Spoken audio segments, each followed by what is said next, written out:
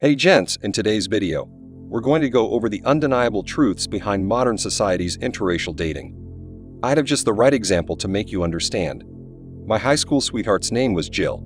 She was beautiful and intelligent. However, there was something my mother didn't like about her. Jill was white. Jill had long blonde hair and big green eyes, and as you can imagine, Jill's father wasn't thrilled about our relationship either. He constantly expressed his disapproval to both Jill and me. Now, I'm more than 20 years removed from that relationship, and I look back on it. I noticed that Jill's mother and my father were noticeably silent about the whole thing. Maybe they approved, maybe they didn't, but they never expressed their opinion one way or the other. Let's not deceive ourselves. Gentlemen, there are many interracial relationships in the world. However, the ones that are the most controversial are the ones between black males and white females. If you take notice, you'll see that most people who have a problem with it are black women, just like our white men and black women, much like Jill's father and my mother.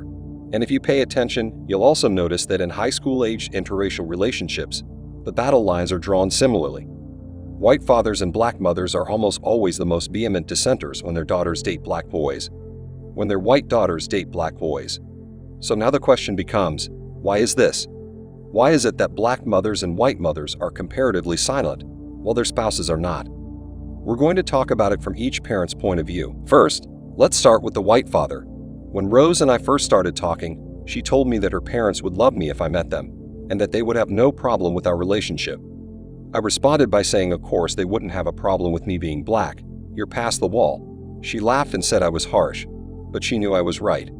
She then told me that if we were dating in high school, it would be a very different story with her father, regardless of race. Women of all races are most sexually viable during their fertile years. Rose and her father both know that she's not nearly as valuable as she was 10 years ago, so he's not as protective of her as he once was. Rose will be 32 next month. When Rose was in her 20s, she was a lot hotter.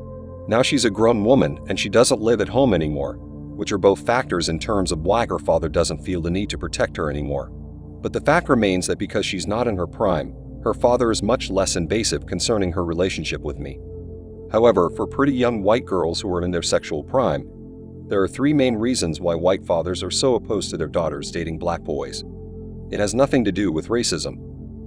The first reason is that white fathers are worried that their daughters will date black boys and blast it all over social media.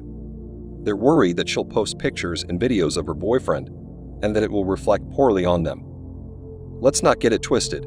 A white father's mind goes to this place because his friends and family will indirectly wonder where he went wrong with her. The second reason is that white fathers are aware that their daughters dating black boys will push white boys away.